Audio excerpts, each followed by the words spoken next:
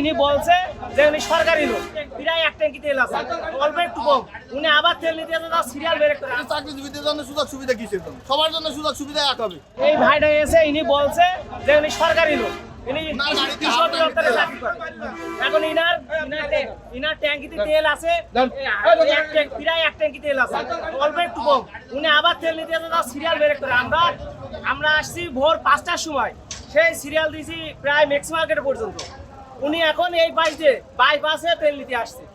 ওনার ট্যাঙ্কিতে ফুল ট্যাঙ্কি তেল আছে, ওনার তেল দেখাতে বলি তেল দেখাচ্ছে না, এটা চাকরি করে। এই কারণে ওনার আগে দেওয়ার দরকার, কিন্তু আমাদের সুযোগ সুবিধা নাই। চাকরিজীবীদের কি সুযোগ সুবিধে? এটা চাকরিজীবীদের জন্য সুযোগ সুবিধা কিসের জন্য? সবার জন্য সুযোগ সুবিধা এক হবে। লাইনে দাঁড়িয়ে সবাই তেল নেবে, সবার জন্য সুযোগ সুবিধাই এক।